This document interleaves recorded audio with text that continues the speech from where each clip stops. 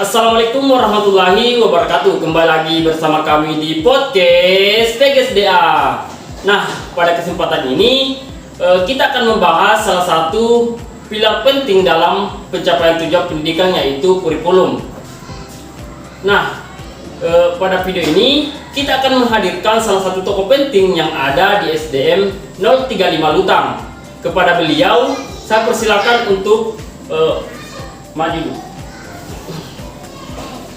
Assalamualaikum, Bu. Waalaikumsalam. Gimana kabarnya sekarang ini, Bu? Ya, alhamdulillah baiknya, hanya sedikit pun berat, jadi saya suara-suara becek lagi.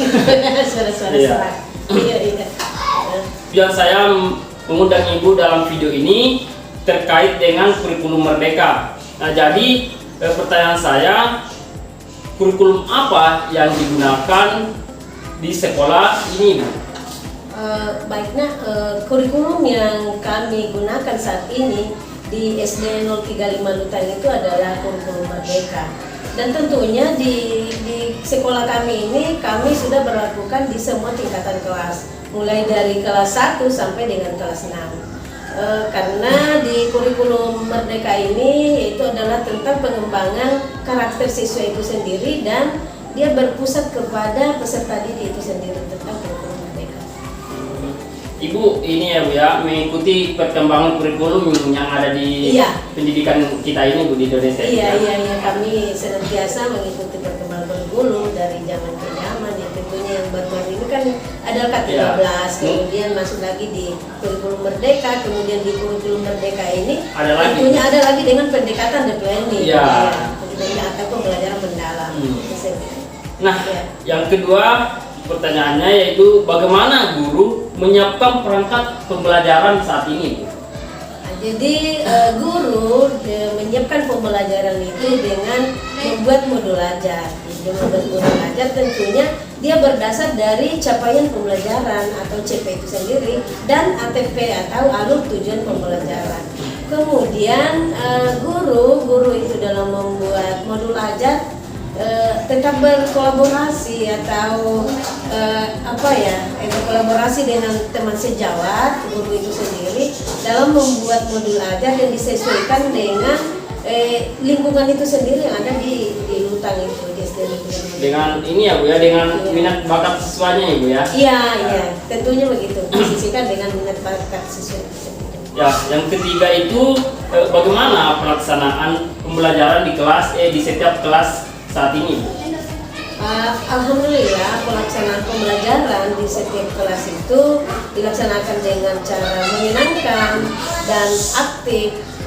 Tentunya di sini di dalam pembelajaran itu guru dia sebagai fasilitator, jadi siswa diarahkan untuk dia aktif, dia bisa bernalar sendiri, tapi bukan guru yang aktif, tapi siswa yang aktif itu sendiri, guru hanya sebagai fasilitator dalam proses pembelajaran.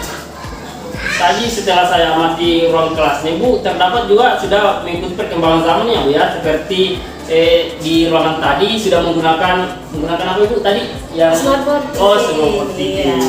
Dan juga ada beberapa kegiatan penggunaan ya, Bu, ya, penggunaan laptop untuk peningkatan dan ikut perkembangan zaman, Ibu, supaya peserta didik Ibu tidak tertinggal dari zaman ini, Bu. Iya, jadi memang anak-anak itu dia lebih suka itu ketika media ajar yang diberikan oleh guru itu sendiri itu ya disesuaikan dengan ini.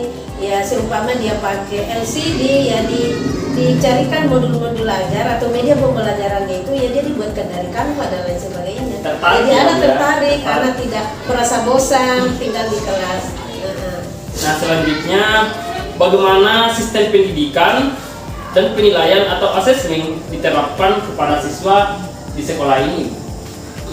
Jadi asesmen yang diterapkan di sekolah itu, di siswa itu, jadi guru melaksanakan itu asesmen awal atau diagnostik awal, di mana guru harus mengetahui tingkat kemampuan awal siswa itu sendiri.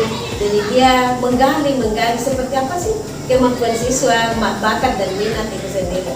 Kemudian di dalam proses pembelajaran itu guru ada lagi menilai atau asesmen asesmen formatif. Nah, jadi asesmen formatif untuk menilai bagaimana proses pembelajaran itu sendiri berjalan dengan baik, kemudian ada umpan balik di siswa itu sendiri. Kemudian selanjutnya di akhir itu ada asesmen formatif untuk mengukur tingkat ketercapaian tujuan pembelajaran itu sendiri yang telah diberikan oleh guru. Yang sudah diterapkan Iya, sudah diterapkan di dalam kelas. gitu.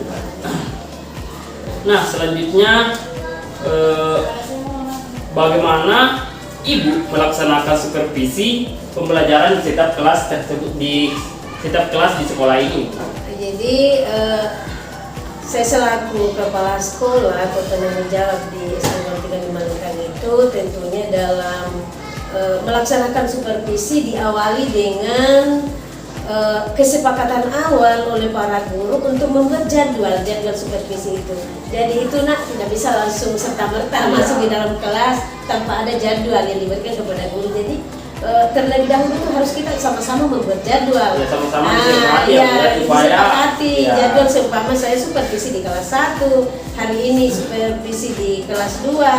Nah, kemudian di supervisi itu kan ada supervisi dalam kelas maupun supervisi dalam bentuk diskusi, dan semuanya itu kami sudah harus sepakat terlebih dahulu. Tidak disepakati. Supaya kita sebagai kepsek tidak serta-merta. Supaya kita tidak dilihat dia puasa atau bagaimana. Iya, harus dilihat juga itu. Harus ada kesiapan juga guru itu sendiri. Iya. Nah, selanjutnya apa saja kendala yang dihadapi dalam menerapkan kurikulum dan apa saja solusi yang Ibu sudah ambil dalam menghambau kendala tersebut, Ibu? Jadi tentunya dalam pelaksanaan kurikulum ini kita semua tahu bahwa di setiap kurikulum itu karena selalu bergonta-ganti ini selalu ada plus minus, ada kelebihan, ada kekurangan. Ya, jadi tentunya di kekurangan itu sendiri juga itu adalah salah satu faktor menjadi kendala. Jadi termasuk ini karena kurikulum merdeka yang harus kita laksanakan pada saat ini yang terbaru itu adalah kurikulum dengan pendekatan deep learning atau pembelajaran mendalam. Kemudian kami di sekolah yang tidak mendapat bos kinerja, tentunya itu tidak ada wadah untuk selalu mengikuti pelatihan terkait dengan kurikulum deep learning, karena di sekolah-sekolah yang mendapat bos kinerja itu dia ada ruang, ada wadah untuk mengikuti pelatihan. Namun kami selalu mencari solusi-solusi. Yang kedua itu mengenai sarana dan prasarana itu sendiri. Jadi sarana dan prasarana itu menjadi hambatan atau kendala-kendala dalam melaksanakan kurikulum itu sendiri, karena kita tidak bisa pungkiri sekarang itu harus mengikuti perkembangan zaman. Jadi kalau sarana dan prasarana tidak lengkap, maka itu adalah merupakan juga satu kendala. Termasuk alhamdulillah ini sudah ada bantuan smartboard TV untuk bagaimana guru bisa memberikan pembelajaran yang media yang begitu luar biasa yang bisa menggugah atau memotivasi siswa agar betah di kelas.